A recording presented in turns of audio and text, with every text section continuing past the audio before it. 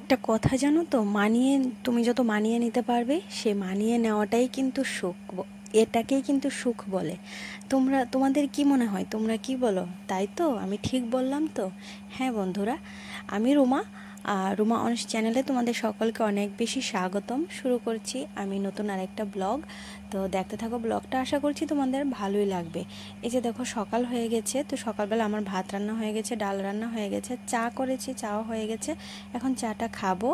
আর কাটাকুটিও complete করে ফেলেছি, যেহেতু তোমাদের দাদা আজকে সকাল সকাল বেরিয়ে যাবে, সেজন্য আমি কুমড়ো আর উচ্ছে আর আলু যেটা সেটা কেটে রেখেছি, সেটা আমি চাটা খেয়ে গিয়েই ভাজাটা করব। কারণ হলো অংশ এদিকে ঘুম থেকে উঠে গেছে।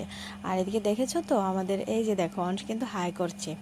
তো আমি এখন বিছনা গোছাবো, তারপরে অংশেরও এদিকে কি অবস্থা দেখো, অংশকে টিফিন খাওয়াবো, তারপর আবার গিয়ে ভাজাটা করব, কারণ তোমাদের দাদা এক্ষুনি স্নান করতে চলে যাবে বলল। তো এই করতে করতে কিন্তু আমার সকালবেলাটা এভাবেই কেটে যাচ্ছিল। তারপর স্নান খাওয়া সব কিছুই তো থেকে যায়, বাকি রান্না টান্না, কাপড় ধোয়া, নিজের ঘর ঝাড় দেওয়া, মোছা, সব কিছু আমি এই সময়টার মধ্যেই করব। কারণ হলো তারপর আমি অনেশকে খাওয়াবো, ঘুম পাড়াবো, ঘুম থেকে উঠলে আবার সে অনেশকে আমার রাখতে হবে।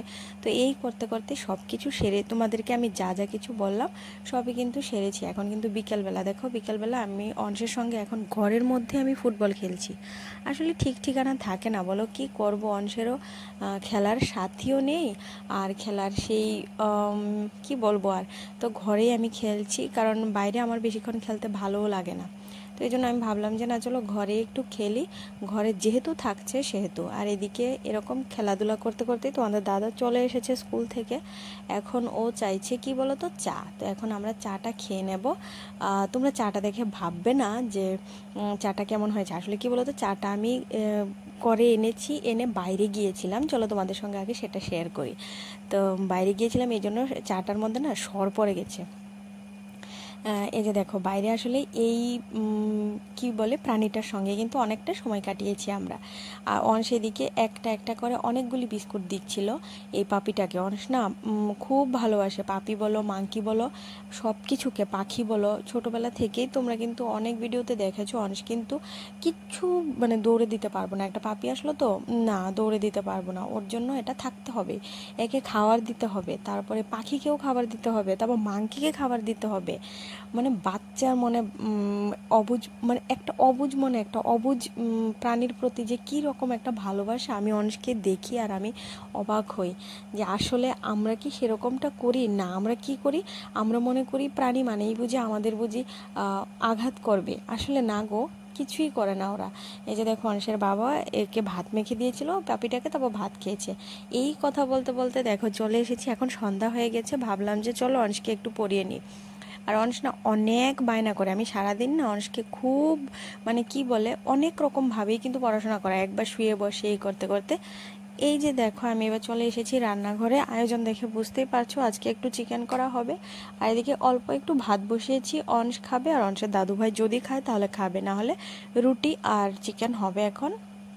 আজকে তোমাদের দাদা বললো যে আজকে রাতে রুটি খাবে। তো এই জন্য আমি বললাম যে আমার শরীরটাও বেশি একটা ভালো নেই জানো তো, কদিন ধরে আমার পায়ে যে ছোট্ট একটা অপারেশন হয়েছিল, এরপর থেকে না আমার পাটা খুবই যন্ত্রণা করছে। আর পায়ের যন্ত্রণার সঙ্গে কিন্তু কোমর থেকে শুরু হচ্ছে যন্ত্রণাটা। তো ডাক্তার দেখিয়েছি, ম্যাডাম ঔষধও দিয়েছে, যাই হোক এগুলি চলছে, মেডিসিনটা চলছে। এদিকে ওকে বললাম একটু বায়না করেই বললাম যে একটু আটাটা একটু মেখে দেবে, ও জানে আমি অন্য সময় বলি না, আজকে একটু বললাম আমার শরীরটা আসলেই ভালো নেই। তো এই জন্য আমি রীতিমতো যেভাবে চিকেন রান্না করা হয় সেভাবেই ওই আর কি পেঁয়াজ ফোড়ন দিয়েছি, তারপর এলাচ দারচিনি দিয়ে তারপর মশলা দিয়ে দিয়েছি। অর্ধেকটা মশলা তো দেখতেই পেলে চিকেনটার সঙ্গে আমি মেখে নিয়েছি। আর চিকেনটার মধ্যেও কিন্তু ওইদিকে আমি লবণ, তারপরে মশলাটা বানিয়ে রাখা মশলাটা আর দিয়ে দিয়েছি একটু কাঁচা সর্ষের তেল দিয়ে আমি কিন্তু মাখিয়ে রেখেছি। আর এখন মশলাটাও হয়ে গেছে, এখন আমি ওই চিকেনটা দিয়ে দেব, মাখা যেটা ছিল সেটা আমি সব দিয়ে দিয়েছি। তো এখানে চিকেনটা হতে থাকবে, সিদ্ধ হয়ে যাক ভালো করে। আর আমি ওইদিকে এবার রুটিগুলি আমি বেলে নেব, যেহেতু তোমাদের দাদা আমাকে একটু হেল্প করে দিচ্ছে, ও আটাটা মেখে দিয়েছে। আর মাখার উপর জানো তো অনেকটাই স্বাদ থাকে। আর একটা কথা কি বলো তো, মিলেমিশে করি কাজ, হারি জিতি নাহিলাজ। তো সেটাই তো, মিলেমিশে করলে না কাজটা বেশিক্ষণ দেরি হয় না। তো এই যে দেখো আমি বেলে নিচ্ছি, আর প্রত্যেকটা আটাই মানে রুটি কিন্তু আমি বেলেছি, আর ও আমাকে একটু হেল্প করেছে। আর জানো তো আজকের আটাগুলো না মনে হয় ঠকে গেছি মনে হয়, জানো তো এত শক্ত ছিল। আমি যত বেলছিলাম আর তত এটা ফিরে ফিরে আসছিল। আর এদিকে দেখো আমার দেবর মশাই এসে এখানে একটু অন্যরকম ভাবে একটু রুটি বানাতে চেয়েছিল, বাট হয়নি, বললাম না আটাটাই ভালো না। তো চলো আজকের ভিডিওটা এই পর্যন্তই, দেখা হচ্ছে নেক্সট ভিডিওতে, বাই টাটা।